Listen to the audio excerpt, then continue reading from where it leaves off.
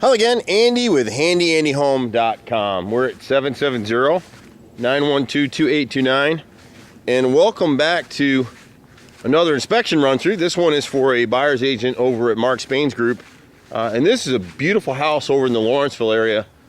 And the homeowner here has really tried to take care of it. For a house that's about 50 years old, it's in great shape. It's got a few things going on. And we'll skip back and forth. They're pretty typical inspection repairs. This one just has some rotted wood in a number of places. And so we like to shoot these videos so the buyer and seller can see exactly what we're talking about. And so what's happened here is this house is under contract and they've had an inspector come out and he's written up a whole bunch of things. And the buyers want to see some of those things get fixed, and that's what we're out here to do. So sometimes we're out for the sellers, sometimes we're out for the buyers. Today we're for the buyers. And so what you're going to see here is this homeowner redid his roof. And they've got nice architectural shingles all the way through, which is great. But when they added these shingles, I'm not sure that they screwed down some of the decking. So we've got a decking pop right here. You can sort of see where it's raised here in this area. And then it's going to be hard to see it in the video, but right in this area right here, see that kind of that dark edge right there above my finger? Same thing. So if we can access these points, we'll try to screw the decking down from the inside. Otherwise, on this particular repair, I'd let it be because the shingles are fairly new. They're all laying flat. There's no leaks or anything like that. If we try to rip up these shingles to patch the decking underneath, we'll get similar shingles. But right now, these all came from the similar die lots when they came out of the factory that made these things. And when we go to piece it in, you'll see the repair. There's no way that we can avoid that. It's in several sections around the roof. So we'll kind of skip back and forth as we're doing this with you. On the right side of the main house, you'll see how they have this end cap right here, and that's a masonite board. You can kind of see how rotted it is.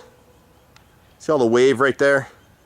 And then while we're in this corner, this is one of the corners right here that we would need to add kickout flashing. Wherever you got a gutter that abuts siding or an end cap like that, it needs to have a piece of flashing cut into the side of the house and coming back into the inside of the gutter so water won't get in between. I'm thinking part of the issue with this end cap is that it's really supposed to sit about an inch or so, inch and a half gap between the shingles and that end cap.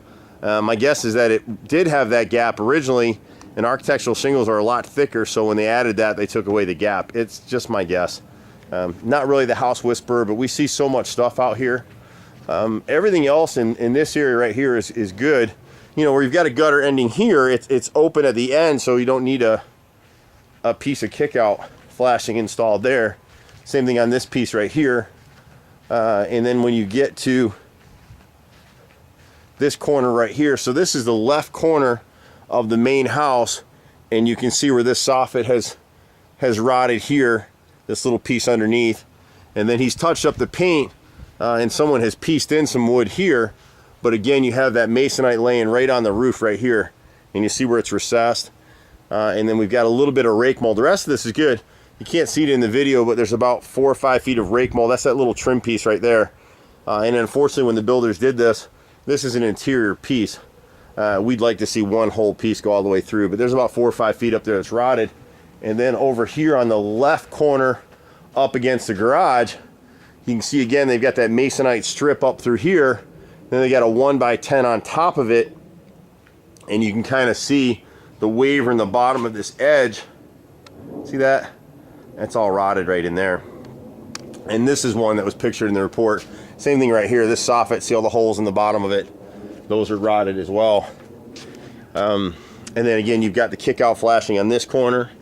And then when we go around to the rear, and again, you know, people feel bad when we shoot these videos and think, oh my God, they're finding so many things wrong with the house. This house here is better built than anything you would buy today. And some of the things that come up are inspectors write things, and a lot of times they're technically right, but it's really not worth doing. And this little deck landing back here at the back of the house is one of those examples at the back of the garage where they use 3/8 inch bolts to bolt here to the plate against the brick, but it's solid. And then all the way down the steps, the stringer here is bolted into the house with 1/2 inch bolts. It's not going anywhere. It's perfectly solid on this cement. You know, I'm 220 pounds and I'm not going to make it go anywhere. So we really wouldn't do anything with these bolts right here. You can't really see it in the video, but they're in this back band back here. I can't get down low enough to show it. And then here he's citing the ledger board is right here. We just add, and he's right on the ledger boards right here. It doesn't meet code anymore. You got to put 3 screws underneath each one of these joists. This is the joist right here. And then normally we would add an interior angled screwed in brace right there. But again, this thing is sitting 4 feet off the ground. I mean, I'm really not too concerned about it. This is another one of those areas where we need to add some kick out flashing here. Other than that, the wood and everything is in good shape back here. We found a few little spots back here around the corner.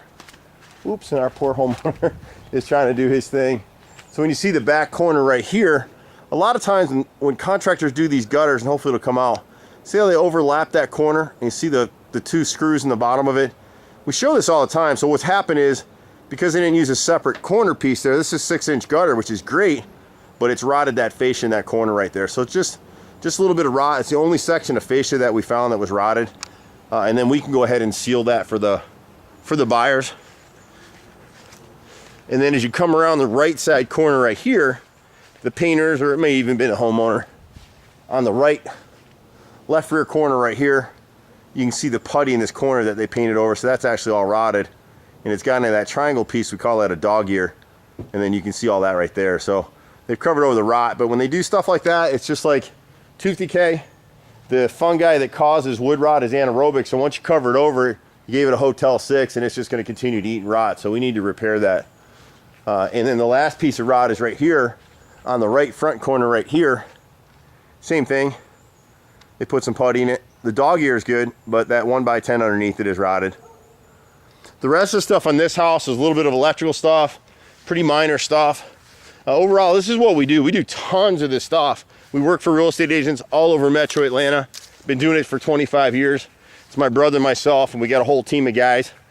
We're starting to expand pretty aggressively again. If you know guys looking for work that are good in this business or love this business, we love it. We're 4th generation. I'm using that little truck right there. We pretty much do about 95% of what you need to have done on a house. Feel free to call 770-912-2829. Just be patient. Our cup runneth over quite a bit. But if you're patient, we'll be happy to come help you out. Take care. Bye for now.